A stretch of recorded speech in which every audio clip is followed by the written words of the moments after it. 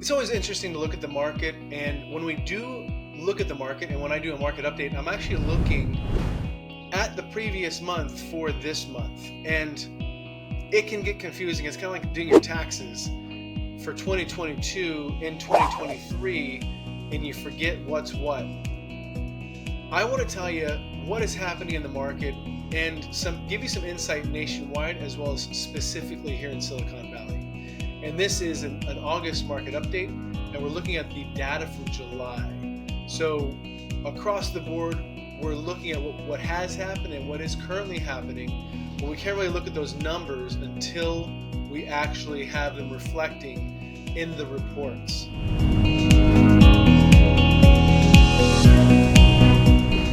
So while we look at the data, one thing that we should look at, and nationwide to start with, because I think it really reflects where we are now.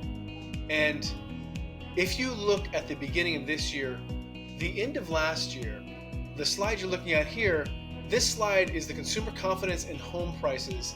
It weakened toward the end of 2022, and it weakened in a huge way. So in 2008, we saw a colossal crash of housing. In 2010, this is after that colossal crash, 2 years just. In 2010, we had the consumer confidence in home prices weakening was 18%. In 2022, there was a lot of talk about what might happen in 2023. That consumer confidence in home prices weakening was at 37%. That is a tremendous amount higher than 2010, which was just 2 years after the crash of 2008, if we're doing the math. One of the reasons for that is because of something like this. In Fortune, it said a 20% home price decline, ? 7 forecast models are leaning crash. Here's where the other 13 models have the 2023 housing market.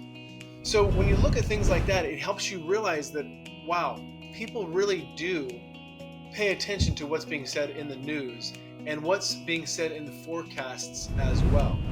So then, if you look at the consumer confidence in home prices, at the end of 2022, again, consumer confidence in home prices, and this is going to be who believes home prices will go down in the next 12 months.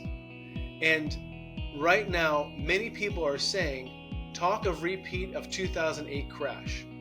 So if you look at the pandemic changed a lot of things. And the pandemic, as I talked about in my last video, the pandemic really was a chance for a lot of people to build a lot of equity. And there's no saying what people are truly feeling or thinking here, but if you look at what's happening, it is not what people are talking about, which is the talk of the repeat of 2008 crash. It's not happening right now. 1 of 4 still believe prices will depreciate. In June, that was 26%. In January, it was 37%. Again, huge numbers, but now we still have 26%. 1 of 4 still believe prices will depreciate.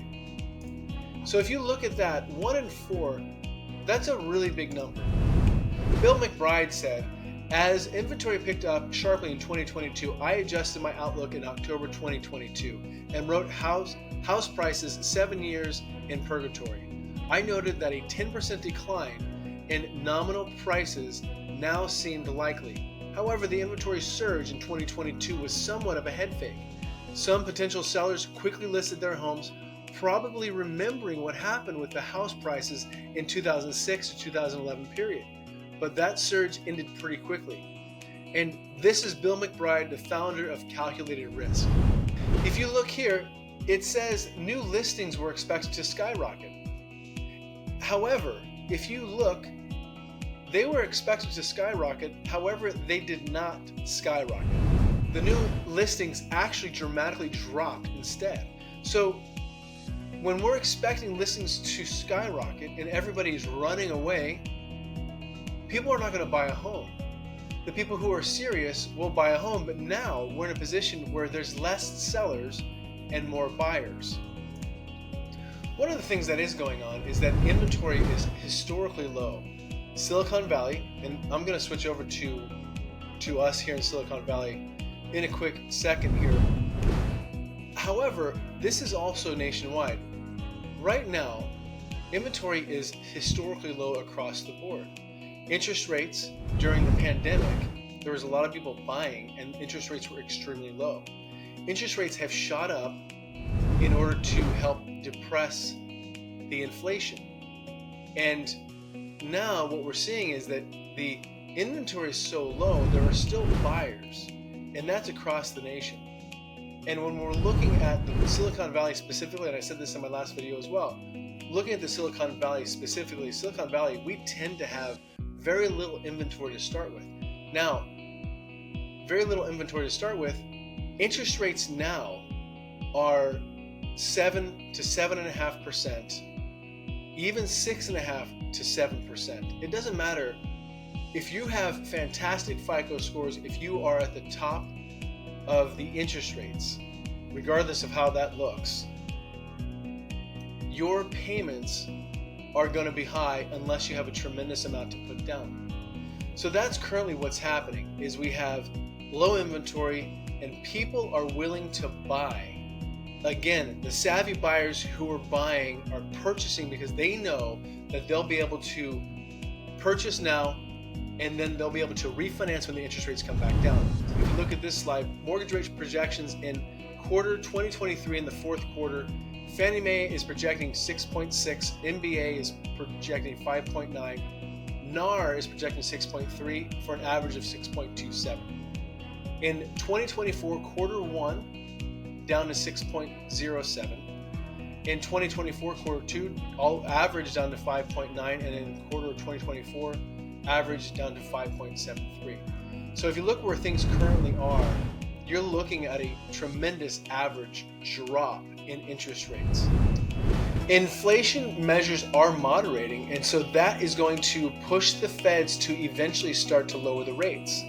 If we look at this, and if you ask me, okay, Sam, how do you know the interest rates are going to start coming down? This is one of the ways that you can tell interest rates are going to start coming down. Now, if you ask me when they'll start coming down, I don't know exactly when. Of course I don't know.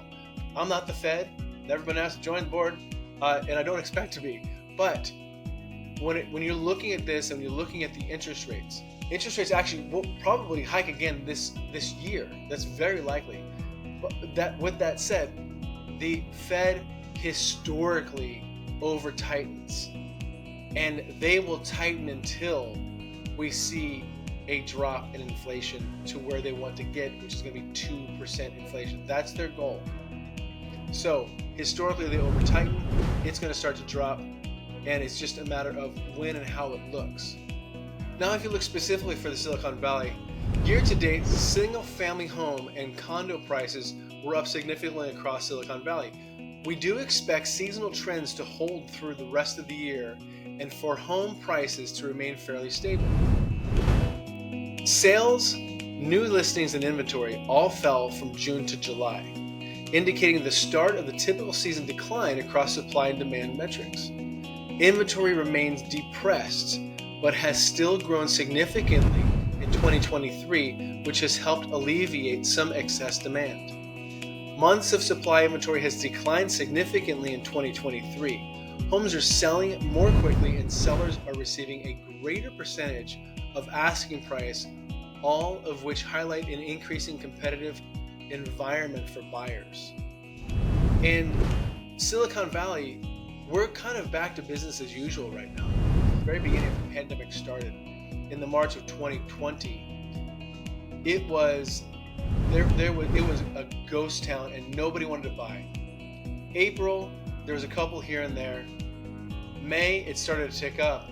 And then May and June, it was off to the races. And it didn't stop until the middle to end of last year. As interest rates shot up, that's when it stopped.